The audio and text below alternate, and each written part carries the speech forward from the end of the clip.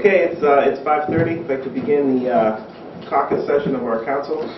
We have 3 items for action this evening under new business. I'd like to ask for these to be read with 1 reading, if that's okay with the members of council. Thank you. Everybody has their role, right? Stevie today, Yes. John B. and Mayor C. That's correct. Got it. Okay. Are there any recommended changes or additions to the agenda as presented this evening? No, sir. Thank you. I would like to call this January 21st, 2015 council meeting to order. Would you please stand for the Pledge of Allegiance? I pledge allegiance to the flag of the United States of America and to the republic for which it stands, one nation, under God, indivisible, with liberty and justice for all. The clerk, please call the roll. Mr. Dragish? Yes. Mr. Kosar? Yes. Mr. Morvay? Yes. Mr. Rogers? Here. Mr. Tisch? Okay. All of you have received the minutes from the January 5th council meeting. Are there any revisions to those minutes? If not, they stand approved on the record. Okay. Under reading of communications, Mr. Rogers. Yes, I had one call this evening actually from Mr. Thornton complaining about the issue of opening up the street in the Timber Run in Westbury. Just his comment to me about that. That's all I had. That's it. Mr. Morvay. I have nothing. Mayor Kuzar. I talked to Mr. Thornton on my way to this meeting. He is very polite, but he's not happy with that being permanent. A temporary thing would have been to his liking, but permanent he's not liking it. Right. Okay. Mr. O'Reilly. Yes, I have 2 items of communication, and one being the letter to ODOT with the plans for the East Main Street pedestrian sidewalk replacement project. They have been submitted to ODOT last week, and in conjunction with that, they've also received a certification that all of the work to be done is within the right-of-way. That was sent to ODOT. Both of those pertain to the East Main project. That's all I have in communications. Okay. Number 6, other reports of committees, city manager, and department heads. Mr. Rogers. I have none. Mr. Morvay. Yes, I have a couple things with the regards to the fire district. Number 1 is the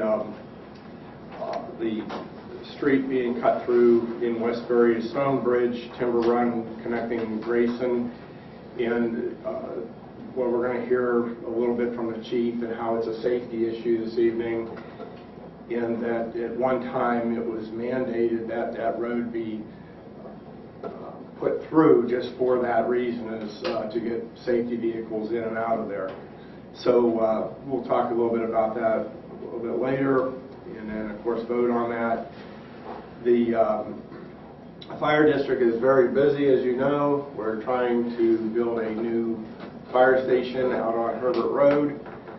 We have preliminary plans to buy 2 new fire trucks, one to replace the truck that was wrecked in the accident on the turnpike, and then 1 truck available for Station 3 that will be built sometime this year and operating in 2016.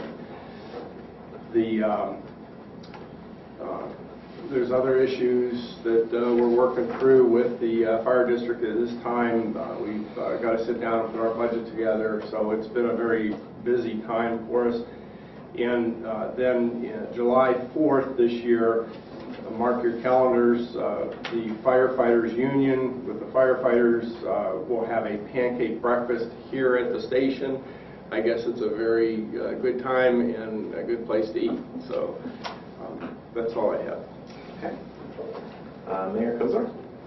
I was not present at our first meeting in January, so I'll give my court report. In the month of December, the gross collections were $7,182.12, and the city netted, after paying the various funds that they're required to pay, city netted $6,110.12. That's it. Joe? Okay, I'm going to yield my report first to Mr. Frazzini, who has a very important engagement, which took place 51 years ago. He wants to get out of here this evening. It's his anniversary this evening. So, Ted, if you can give your report, and you may be excused. It's 52, by the way. 52. You received the Design Review Historical Preservation 2014 summary, and also the 2014 Planning and Zoning summary. If you have any questions, I'd be glad to answer them. That being said, we have 3 items. Congratulations, Ted. Thank you. Betty deserves a medal. Yes, you We have 3 items of legislation to take care of this evening. The first being an ordinance authorizing change order number 3, deduct for the Ray Berlini Trucking Incorporated. They're the contractor for the Fairview Maple Stormwater Improvement Project. And basically what this does is closes out the items that are not going to be used or spent for that project, releasing those funds, as well as paying for the work that has been done to date. And we've also included in there the items that are yet to be remaining. There's still some restoration to be done and paving during the springtime. And hopefully some of those items will result in a deduct as well to close that project out. The second item being a resolution for the authorization of the city manager to enter into agreement with the Ohio Turnpike and Infrastructure Commission and Stonebridge Land Development Corporation for the construction of the extension of Timber Run Drive in the city of Canfield. And Mr. Morbay had touched on this a little bit. This was actually ordered by the courts, I think in 2007, somewhere around that period, to have this road completed. It's been put in as a temporary measure. What's happening is the turnpike is replacing the bridge on Gibson Road, which right now is the only dedicated access to the Woodbury subdivision. And in doing that replacement project, they've agreed to serve basically as the contractor for the developer to improve the road between the 2 developments, which would be between Woodbury and Timber Run. And it's basically getting done by their contractor. The Turnpike Commission is bonding the project. However, being a government entity, they can't name the city as part of that bond or insurance. So they're covering that under their performance bond. The maintenance bond in their contract is for 1 year. Our subdivision regulations require it to be 2 years, so the second year would be picked up by this agreement by the developer. So there's partnerships with the Turnpike, the city, and the developer that tighten up all those loose ends so that we can meet our subdivision regulations and get this road completed. And the third one actually coincides with the same project. It's part of our subdivision regulations. When a developer builds a subdivision, he has the option of doing it with bond and being able to sell lots before the improvements are completed, or do it without bond, and they have to wait until everything's completed before they can sell lots. In this particular instance, again, we're just building a, 200 or 300 foot piece of road. There are no lots tied to that piece of road, so there's no reason to do it with bond. There's no urgency to sell lots prior to doing the improvements. And again, the guarantee of it being done lies with the Turnpike Commission, who basically has the performance bond with their contractor. So I don't see any reason why this wouldn't go through and be completed. So I would certainly hope that we would approve all 3 of those, the ordinance resolution in motion this evening. Other items that have been going on, I did have a scope meeting with the Ohio Department of Transportation on the North Broad Street project. And in order to meet the tight schedule and deadlines of getting that project underway by the end of this year, they decided to break it into 2 projects. They'll be submitting legislation. They were hoping to have it on this week, but I just received it this afternoon. In separating it into 2 projects, the scope and the proposals for the paving portion of it is 72 pages long, so I certainly didn't have time to review that and get it ready for this evening. And the other portion for the widening, the improvements from Dartmouth up to the Turnpike is 77 pages long. So I hopefully will have that ready for you for the February meeting, and we can certainly get that project underway. The signal at 224 and Hillside Drive, they had some difficulties or problems with the camera detecting traffic coming off of Hillside Drive. Pathmaster, who is the manufacturer, the supplier of the equipment, came in and replaced the camera, and I understood it was working, but I think Nancy conveyed there's still some issues there, and we can have them take a look at that this week if there's still some problem there.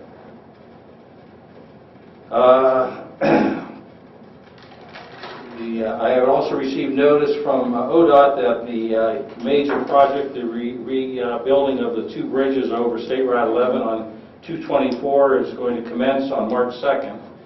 We notified the fire district, the police services, I believe the sheriff and the highway patrol have been notified as well, and if there's anybody, the school district has also been notified. But it's certainly going to have an impact on the traffic both in and out of the city. Again, beginning after March 2nd. So I want you to be made aware of that, and if there's anybody you could think of that also should be notified, to get the word out as soon as we can so they can start planning or preparing for that. Jim, that's going to go on during the fair? They have a provision in the contract that all lanes will be opened up for the two periods, the week before the fair and the week of for 3 weeks basically, the week before, the week after, and the week of the fair. How they're going to manage that, I don't know. There were a lot of heads being shaken when they came up with the schedule at the pre-construction meeting. And their goal is to have this completed by the end of this year, which again, weather permitting and everything in a perfect world, but we'll see how that goes. Our water line project, we open bids tomorrow on that. We have 13 interested bidders on the project. There's 17 both bidders and suppliers that have taken out plans, so we should get some decent competitive bids on that particular project, and look forward to seeing how that comes in tomorrow. And our Fairview project, Fairview Drive to completion, kind of having a better feel for where we stand. We hope to have that started up the early part of February to get that wrapped up. That's pretty much all I have this evening. Okay. Todd, you want to give your report? Since the 5th of January, we've been out on snow and ice control 7 times. 4 times was to plow and salt, 3 times just to salt. One issue we're having, it seems like it gets worse every year, is residents and commercial snow plowers are shoving the snow back out in the street as soon as we get them cleared. I just think everyone needs to be reminded that's in violation of Codified Ordinance 311.01 subsection F, which is a 4th degree misdemeanor and first offense. We've had 2 burials. One was a cremation, one was a full interment. And we've been picking up Christmas trees, clearing snow from in front of basin inlets, doing equipment repair, general maintenance, and we've been patching potholes. That's all I have. Christine? I'm working on closing out 2014 cash basis. Those reports should be ready next week. I have to get that completed before I can send in the certificate of resources to the Mahoning County auditors for 2015, because those ending balances roll into the beginning balances for 2015, and that's due to them by the end of the month. So next week will be busy. And most importantly, we got the official certificate from the state auditors congratulating Christine again for a clean audit in year 13. Very appreciative of that. Chief? I just want to take this time to thank our community. I was not here at the first meeting, so I didn't have the opportunity to provide you with this report, but I'm going to go back to the 2014 holiday season. There's no question that right now this is a very challenging time for law enforcement. As always, and it's something that we continue to do and always will do, we're expected to be more accountable for our actions than ever. And our community stepped up more so than ever this year. There was more food and cookies and thank you letters sent to that police department this year, more so than any other year. One family actually made meals for the turns, the 3 different turns we had one day. Officers were flagged down, people handing us gift cards. One lady called in, wanted to know how many officers and dispatchers we had, and they brought in a gift card for each individual officer. And now those gift cards we're going to put together, nobody's using for individual purposes. We're going to put together and we're going to use those at our annual training throughout the year. But it was just really refreshing, and it was good for our department on the whole to experience that. Every year we get cookies, and I'm sure the fire department does as well, but this year was too many. Some of our uniforms are a little bit tight. But yeah, we'll use the gift cards for training, and I just want to say thank you to the community. And most of the people, especially the ones that gave us the gift cards, didn't want to be known. One lady snuck in and gave it to our clerk, and we watched her run out the door. It was kind of cute. But we sincerely appreciate it, and the cards will be put to use for the department in a whole. And we appreciate them supporting us. And we'll continue to provide the best level of service that we can, and we'll always be accountable as we absolutely have to be. And there's never anything else. Accountability is the most important thing for us, and we look forward to providing that service. Currently, we're going through a promotional process. We're promoting a supervisor, and also putting the finishing touches on our 2015 budget requests. And as far as anything of interest that I think our community needs to know about, the residents in the Brook Park, Glenview, Garwood, Northview, Southview area, they need to be on the lookout for any type of car that's traveling through yards. We've had a few, I guess the slang way to put it, lawn jobs over the last week or so. 3 yards have been damaged. This is a very expensive process to fix, and we want to make sure that people are aware that this is happening, and it happens every so often. And so if the residents could keep an extra eye out and help us out with that, we'd appreciate it. We're looking, I know that. I appreciate your time. Chief, with all that's happened in our country, they're talking about these body cameras. Are you looking at that, or where do we stand on that issue? We have cruiser cameras, and once we're away from the car or out of the car site, the camera's no longer good enough. The range on our body mics isn't that far. Typically, we could get into a house if we're parked out on the street. Body cameras, it'll be in my 2015 budget request. We have a system built for it, but any police department across this country that's going to be looking at body cameras, the cameras in and of themselves aren't the true expense. The expense is the storage of the audio and video. So that's what we're going to have to carefully look at and figure out what's best. But right now, we've been using the cameras for over 13 years, and they're great to have. And again, it's just another part of that accountability process. So yeah, I'll be looking for those. We have a budget proposal prepared.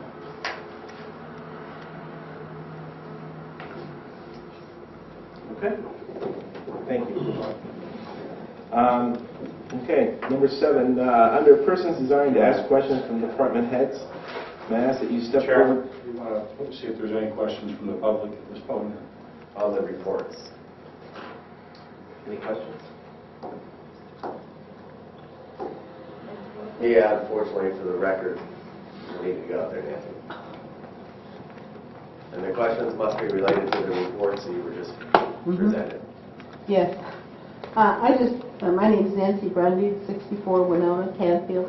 I just wanted to know if Todd could repeat that number of the ordinance on the plowing. The ordinance number is Codified Ordinance number 311.01, subsection F.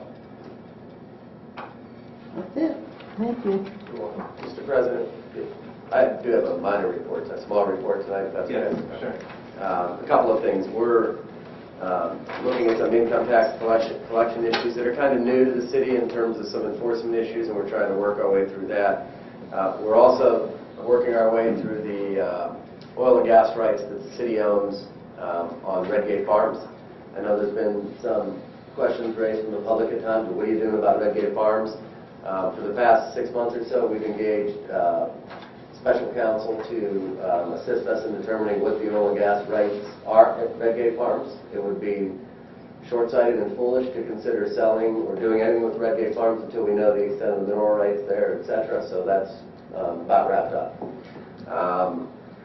You'll see a political sign ordinance in February. We're revising our political sign ordinance to conform with the recent, not so recent opinions of the Ohio Supreme Court, frankly.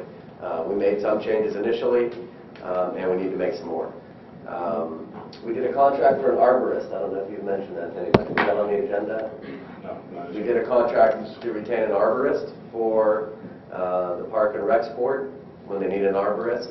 It's nice to have that, I guess, arrow in the quiver when we need it. So we do have a contract in place now. And then one thing I do want to address is buffer zones in the condo areas around town.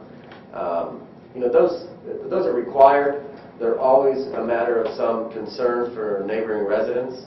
A natural buffer zone or a fence line, etc. And then what happens over time is certain homeowners associations or even individual condominium owners start, hacking away or removing that buffer zone.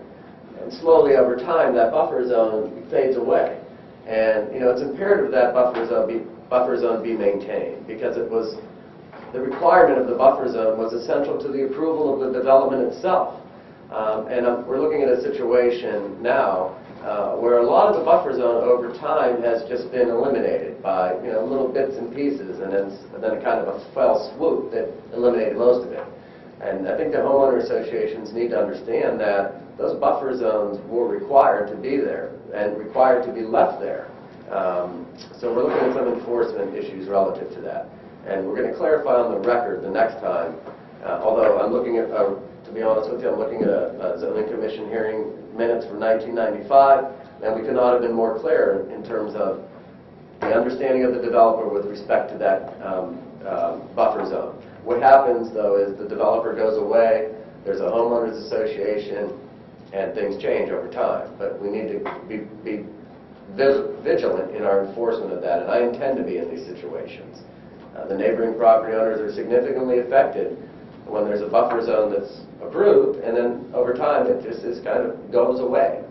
So we're going to be pursuing some enforcement actions in the near future there, and the mayor will see me in mayor's court. And then I'll be glad to take any questions. This is off the subject, but with regards to the condo association, the lighting up here by Fairway. I don't think they've ever gotten back to us on that. Did we ever resolve that?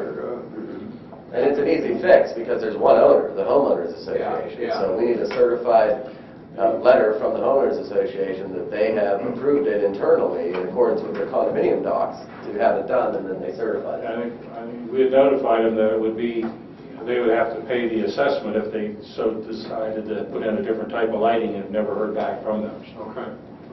Mark, was that- it's really up to them. Stratford Green.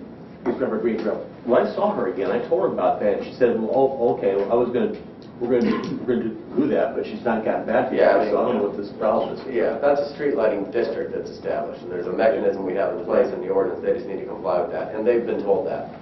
But the buffer zone thing, again, it's really essential, and I hope council and the mayor understand how essential it is. Yeah. Those developments don't exist without the buffer zone. Right. You can't remove the buffer zone thereafter. So, Right. Okay. Exactly. Right. I agree. But we've dealt with those issues. And we're going to deal with a couple more.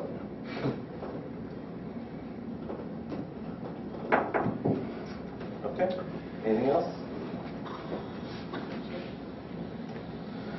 Okay. Under recognition of persons desiring to speak before council, I ask that you step forward to the podium, state your name and address clearly for the record, and keep your comments brief.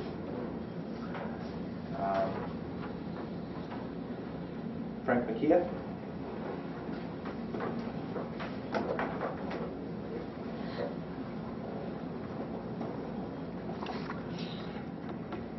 Good evening. I'm Frank McKeon. I reside at 220 Glenview. First of all, I'd like to thank the people for the excellent reports. A lot of good information I found very interesting, and hope we can continue to do that. In December, signs were added to the City Hall lobby stating, "City employees only, police order," in a nutshell. Since this building was dedicated, there has apparently been no need to warn people not to proceed past these offensive signs. This building belongs to the people. It has been said that this is for security. Does anyone believe that a sign enhances security? No. The signs are meant to insulate city employees from the people they are supposed to serve and who pay their salary. Within the past 2 weeks, I personally visited administration buildings in Poland, Boardman, Austin Town. There are no such warnings in these buildings. The people are welcome without restrictions. Our City Hall is beginning to look like Gestapo headquarters.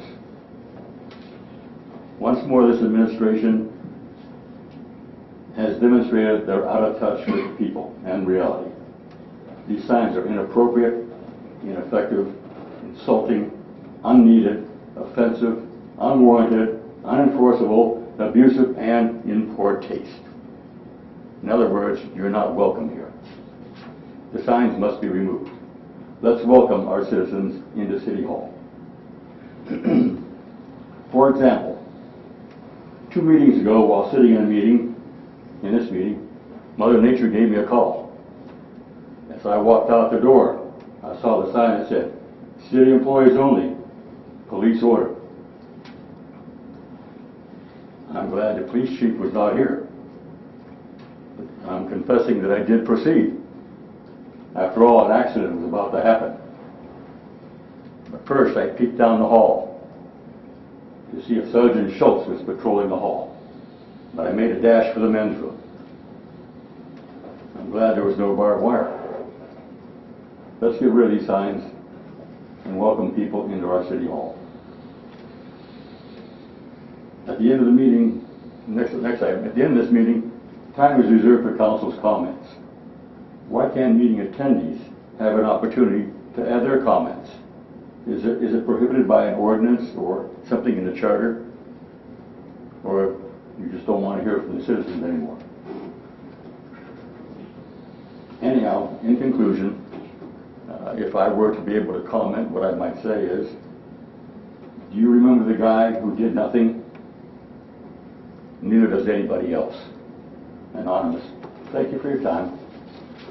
Frank, Yes, sir.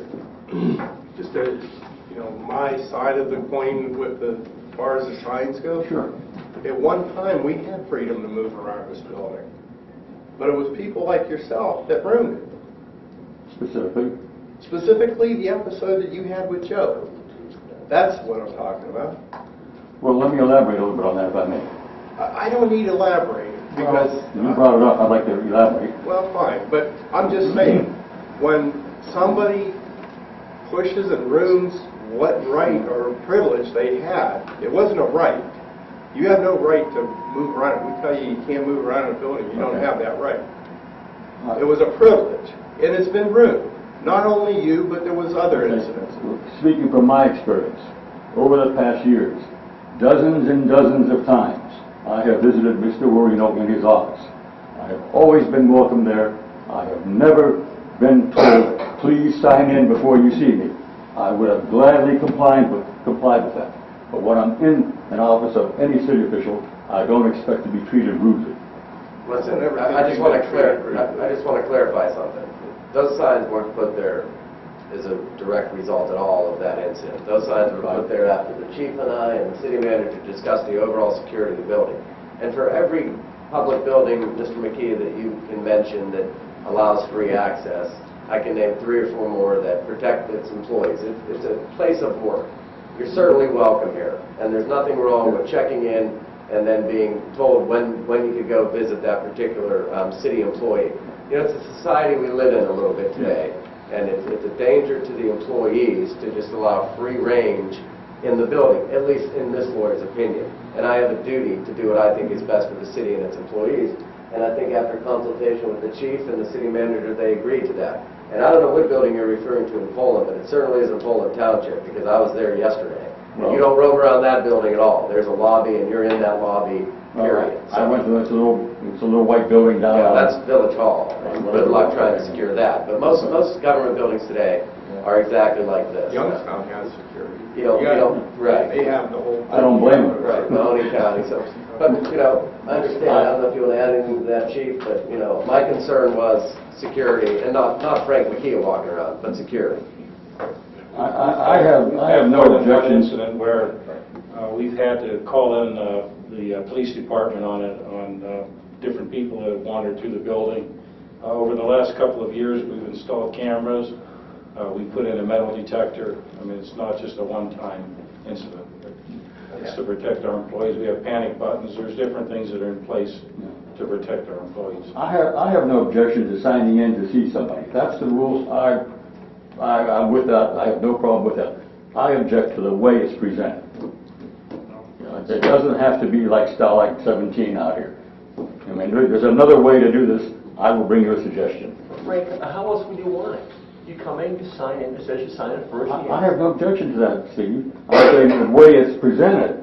Well, how is it presented? What do you mean with the signs out front that say, please sign in first? What do you want to do? It's a city employees only stop police order. Let me just say that the signs have been up for about a month, and we've had no complaints. I am not aware of any complaints. Okay. And also, Frank, I don't appreciate you making a mockery of this council and the city people. You came up here and made a mockery of the people by calling this, whatever you said the name was. Come on, Frank. This is a professional group here, okay? A professional organization here. I hear you, Steve. Okay. This was my turn to talk, and it's your turn. You may say anything you want, and I presented my side of things. Thank you, Frank. Put a stop on it. Thank you. Mr. Hutchinson?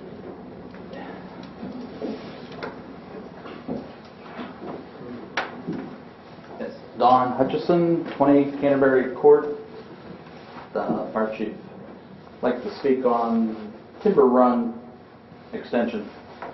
And going back to Mr. McKee's issue, the firefighters have personally told me they are appreciative of that being in place now.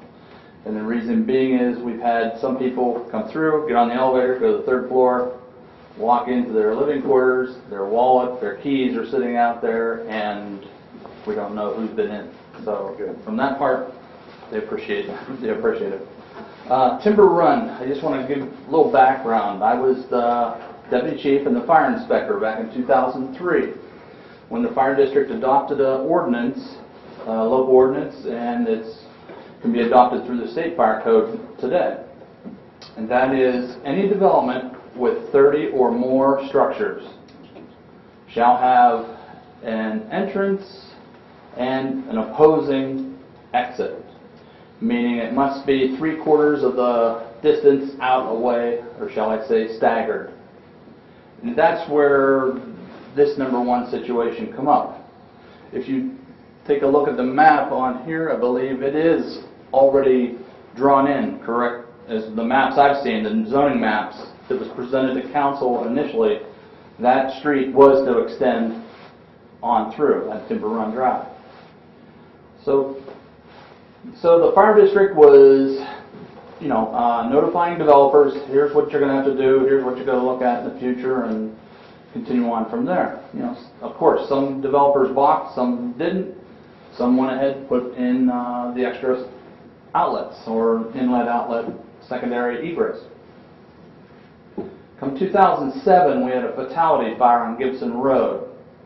And I was at that fire. We had power lines down. We had our large diameter fire hose, our 4-inch fire hose across the road. And what hits you is whenever a gentleman pulls up in his car trying to get to the Pittsburgh airport to go to work. He wasn't getting through. So this was 5 o'clock in the morning, even earlier, I believe. And he had to call and miss his flight. So things continued on after that. A lot of things were said to council, to the township trustees. The fire district then took it upon themselves to file a complaint on that single access from that event. So we filed a complaint, we went to court, and then in the court ruling or the court agreement between the fire district and the developers was to put in this temporary emergency drive, where the base would be put in heavy enough to carry the fire trucks. A gate would be in where we could, take bolt cutters, take it open and get inside, and then proceed from there. But we were still under the understanding that it was going to be replaced with a permanent road, as it's been presented to this. So, as far as the fire district's looking at, when we put the new fire station, it's going to be built on Herbert Road, that'll decrease the response time to the Westbury area and also Stonebridge and Timber Run in half. It'll be half the minutes that we currently have, which right now, as we stand right now, it's anywhere from 7 to 8 minutes to get out there because there's so many turns and also the distances. The national average, they want you to be less than 5 minutes. Well, right now we're over 5 minutes because of situations that you currently have in Westbury getting access to that. Just so you know, I met with the Vindicator out there today, and I did a drive run. I could have done it on the mapping, but I just decided myself from Timber Run, from that gate of Westbury, City Township line, to where the proposed fire station is 1.3 miles. So I believe it's almost 4 miles, 3.5 to 4 miles from here to Westbury right now as we stand. So maybe even a 1/3 of what we're looking at. So as far as the fire department is concerned, we've been looking at this as a safety issue. This is a development issue. And I do want to tell the city council, this is one other thing. It's just not the township that's in violation. It's the development in the city. I took Robert from the Vindicator. I showed him today. There are 42 houses in the city that currently have one access, and that's out Timber Run until you hit Sandstone. You don't think about it until you flip it to the other side. So you're also protecting the city people to meet the fire code that way also. Westbury, yeah, we just had Gibson Road, but if you don't have that cut through into Westbury, the development from Sandstone, well, you live there. Just Mr. Mayor? John, it's me. Mr. Mayor, your area would be considered in violation. So from Sandstone north, there's 42 houses there. So in that essence, it's not meeting the fire code, but it is just by the temporary court order of that gate. So. And just a reminder too, it's not only if your house is burning, it's if you're having a heart attack or a stroke, and you're talking 3 minutes or 5 minutes response time. There you go. I want that fire truck and paramedics at my house. I'm living proof of it. So, I strongly encourage other members of council to get this through. Okay. Thank you very much. Chief, quick comment. Thank you very much for sharing that detail with us, because as you heard me say on my way to this meeting, same individual that talked to Steve, stopped me, but I think this fellow will bow to logic.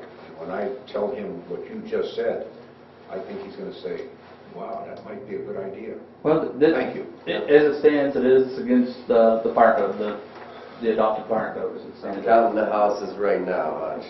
Pardon? I got it up here.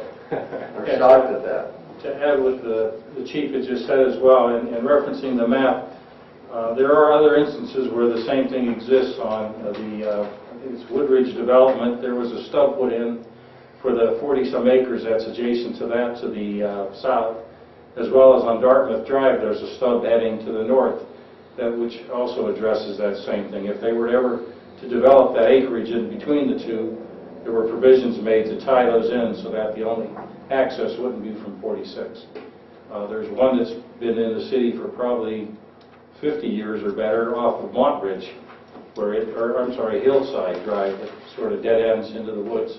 And that was intended to go straight through to Hillside Drive, or Hilltop Boulevard. So, I mean, those have been planned for years, and as the city develops, the access has been provided so that it's not landlocked. Right. Good point. Okay, under new business, we actually have 3 items. As per the provision of section 4.05, the charter of the city of Canfield, I move to dispense with the requirement of 2 readings of the proposed ordinance and authorize adoption to the same upon its first reading. Do I have a second? Second. Mr. Rogers. Discussion? With there being none, would the clerk please call the roll? Mr. Dragish? Yes. Mr. Kozar? Yes. Mr. Morvay? Yes. Mr. Rogers? Yes. Steve? You have more reading to us, so the title, one more reading to read that to us. You have to read the other one too. Okay. Read this one, please. That's application. And as per the provision of section 4.05 of the charter of the city of Canfield, I move that city council dispense with the requirement of full reading of the proposed ordinance and authorize it by title only. Do I have a second? Second. Mr. Morvay. Discussion? There being none, would the clerk please call the roll? Mr. Dragish? Yes. Mr. Kozar? Yes. Mr. Morvay? Yes. Mr. Rogers? Yes. Okay, Mr. President, I have an ordinance authorizing change order number 3, which is a deduction for Ray Bertinelli Trucking Incorporated for Fairview Maple Stormwater Improvement Project. I move for passage of this ordinance. Second. Mr. Morvay. Discussion? Yeah, Joe, we started out, the original contract price was $193,084.50. We had a change order of $21,707.76. Total $214,792.26.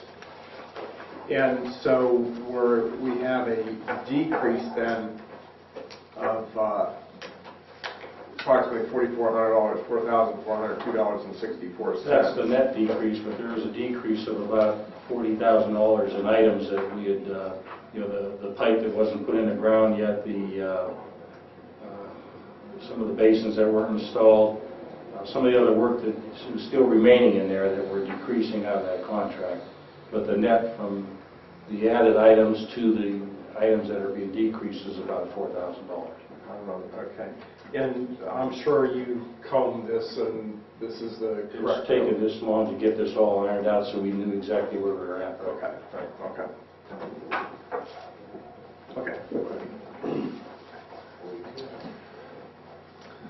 Item B, as provisions of the... Wait. Call for a vote. Roll call for a vote. Call for a roll call, please. Okay. Mr. Dragish? Yes. Mr. Kozar? Yes. Mr. Morvay? Yes. Mr. Rogers? Yes. And the number is? 2015-1. Very good. Thank you. As provisions of section 4.05 of the charter of the city of Canfield, I move to dispense with the requirement of 2 readings of the proposed resolution and authorize adoption of same upon its first reading. Do I have a second? Second. Mr. Morvay. Discussion? There being none, will the clerk please call the roll? Mr. Dragish? Yes. Mr. Kozar? Yes. Mr. Morvay? Yes. Mr. Rogers? Yes. As provisions, and as per the provisions of section 4.05 of the charter of the city of Canfield, I move that council dispense with the requirement of a full reading of this proposed resolution and authorize it by title only. Do I have a second? Second. Mr. Rogers. Discussion? There being none, will the clerk please call the roll? Mr. Dragish? Yes. Mr. Kozar? Yes. Mr. Morvay? Yes. Mr. Rogers? Yes. Mr. President, I have a resolution authorizing the city manager to enter into an agreement with the Ohio Turnpike and Infrastructure Commission and Stonebridge Land Corporation for the construction of the extension of Timber Run Drive in the city of Canfield. I move for passage. Do I have a second? Second. Mayor? Discussion from council? I have one comment. Again, this pertains to the person that did, I think it was Derek Thornton that did mention this about he was adamantly against this. And I have to remind the people, there's a court order for this. This has to go through by the courts. And as we heard this evening from Don Hutchison, that this is a law. We must put this through for the safety. And tonight I'll be voting yes for it. Mr. Rogers, thank you. Just another comment. I think we have the vehicles here this evening to educate the public as to why this is coming to fruition. It's not somebody's whim, it's somebody's directive. And that's a court that's saying that. That's a fire code that's saying that. I think we're doing the public a favor if they understand the whys of why this is happening. Exactly. The public. Questions or comments from the public? Oh. Yeah. Yeah, you're right. There being none, would the clerk please call the roll? Mr. Dragish? Yes. Mr. Kosar? Yes. Mr. Morvay? Yes. Mr. Rogers? Yes. And the number is? 2015-1. Thank you. As per the provisions of Section 4.05 of the Charter of the City of Canfield, I move that council dispense with the requirement of a full reading of the proposed motion and authorized by its title only. Do I have a second? Second. Mr. Morgan. Discussion? Questions or comments from the public? There being none, would the clerk please call the roll? Mr. Dragish? Yes. Mr. Kosar? Yes. Mr. Morvay? Yes. Mr. Rogers? Yes. Mayor? Mr. President, I have a motion authorizing the city manager to enter into a subdividers agreement without bond, parentheses, Timber Run Drive extension, parentheses. I move for passage. Do I have a second? Second. Mr. Morvay? Discussion? Questions or comments from the public? There being none, would the clerk please call the roll? Mr. Dragish? Yes. Mr. Kosar? Yes. Mr. Morvay? Yes. Mr. Rogers? Yes. And the number is? 2015-3. Thank you. Councilman comments? I have none, Mr. President. I just would like to thank our city employees, Todd, Christine, Chief is gone, and Ted. But you guys do an outstanding job, and I don't know if people tell you that enough, but very proud to live in this city and have people like yourselves working for us and taking care of our city. So thank you. I moved to Canfield a little over 10 years ago, October the 1st of 2004.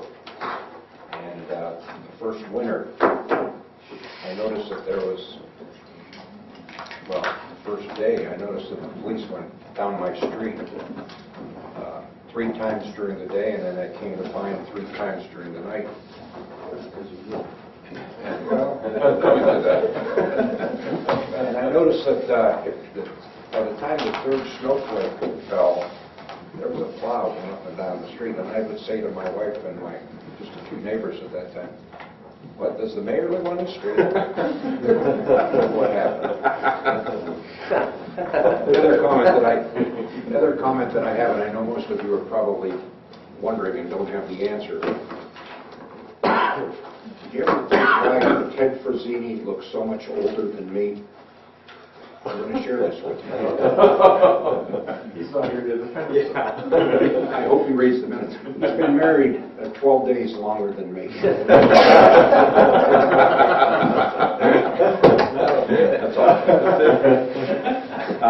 With that being said, thank you very much for attending the meeting. This meeting is adjourned. Thank you. We do 52.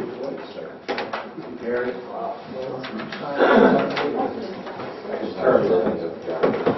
You want me to have him?